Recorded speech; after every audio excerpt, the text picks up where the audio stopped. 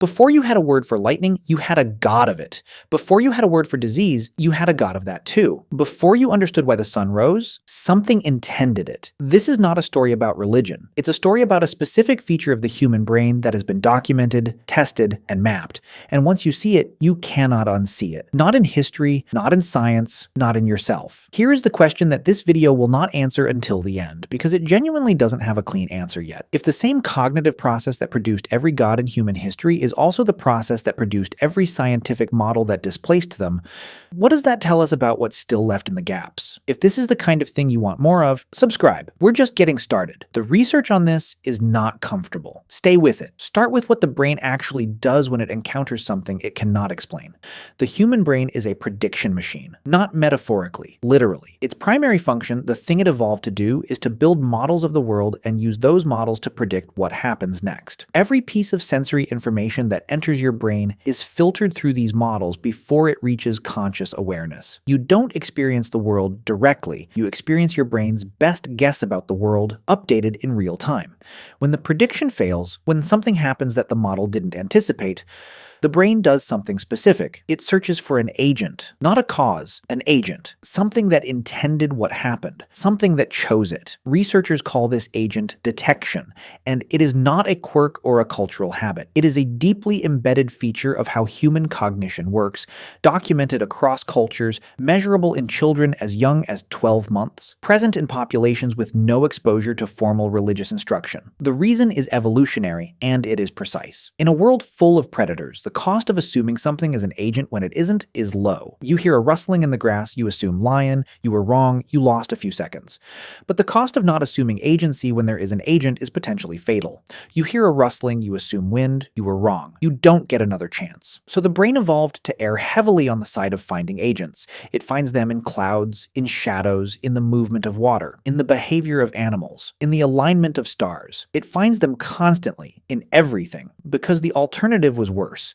And in the moments that mattered most, the moments where prediction failed most catastrophically, where something happened that no model could account for, the brain found the largest possible agent, something with the power to cause the thing it couldn't explain, something intelligent enough to have intended it, something vast enough to be responsible for everything the model couldn't reach. A god is what a mind produces when it runs its agent detection system at the limits of its comprehension. That description is precise enough that it predicts specific things. It predicts that gods will tend to be invisible because agent detection doesn't require visible agents. It predicts that gods will be understood to have intentions because agency implies intent. It predicts that gods will be associated with things humans can't control or predict. Weather, disease, death, the harvest, because those are exactly the domains where the prediction machine fails most often and most painfully. And when you look at the actual record of human religious history, across every culture and every period, that's exactly what you find. Gods of weather, gods of disease, gods of death, gods of the harvest, gods of the sea, gods of chance. Every domain where human prediction reliably fails has produced gods. The domains where prediction stopped failing and where humans built models that worked, the gods left. Not overnight, not without resistance, but they left. The gods of disease began retreating when germ theory arrived. The gods of weather grew quieter as meteorology improved. The theologian Henry Drummond called it the god of the gaps, something that existed specifically in the space between understanding and ignorance. As the understanding grew, the space shrank. As the space shrank, so did what lived in it. What remained was what always remains, the gaps that haven't closed yet. And here is the part that doesn't resolve cleanly, because the remaining gaps are not small. They are not the gap between lightning and lightning rods. They are the hardest questions human cognition has ever produced. Why is there something rather than nothing? Physicists and philosophers have worked this question for centuries. The models they've built are extraordinary. They describe the behavior of reality with a precision that would have seemed like magic to every human who came before. And at the bottom of those models, past everything the math can reach, the question still sits unanswered. What is consciousness? Neuroscience can map the brain in extraordinary detail. It can identify the neural correlates of specific experiences.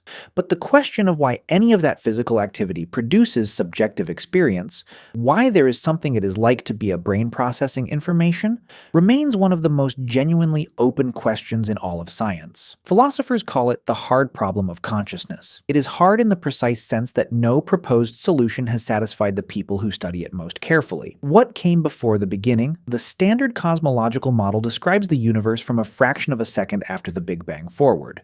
The math breaks down before that. The model produces infinities, which is science's way of saying we don't know. These are the remaining gaps. These are the places where the prediction machine still fails. These are the places where, if the pattern holds, the mind will search for an agent. The pattern has always held. Every gap that has ever existed in human understanding has produced something in that gap. Something with intention, something with scale proportionate to the mystery. The bigger the gap, the bigger the God, which makes the remaining gaps interesting, because they are the biggest ones that have ever existed. They are not trivial oversights waiting to be corrected. They are the questions that the smartest humans who have ever lived have worked the hardest on for the longest time, and still cannot answer. The honest position, held by researchers across neuroscience and cosmology and philosophy of mind, is that we genuinely don't know what fills those gaps. We don't know if anything does. We don't know if the question of what fills them is even a coherent question. We built the prediction machine. We named what it couldn't reach. We built better models, and some of the names became equations. But the process hasn't stopped, and the largest gaps remain exactly where they have always been. Now, return to the question from the beginning. If the same cognitive process that produced every God in human history is also the process that produced every scientific model that displaced them, the same tendency that named the unknown, the same drive to find agency, the same refusal to accept that something has no cause. What does that tell us about what might still be in the remaining gaps? It doesn't tell us there's something there. The history of the gaps is also a history of things that turned out not to be there. Agents in thunder that turned out to be static charge. Intentions in plague that turned out to be bacteria. But it also doesn't tell us the gaps are empty, because the process that found the bacteria is the same process that first put a God in the plague. The same mind, the same tendency, running in different directions. What we don't understand, we call God. That process has been running for as long as humans have had the kind of minds that couldn't stop asking why. The understanding has grown. The gaps have narrowed. Some of what was once God is now equation. But the largest gaps have never been smaller than they are right now, and they have never been larger than they are right now, because the more precisely we can describe what we know, the more clearly we can see exactly where the description stops. The gap doesn't answer the question. It just keeps being the gap. And the mind keeps doing what it has always done at the edge of what it knows. It looks into the dark, and it asks if something is looking back.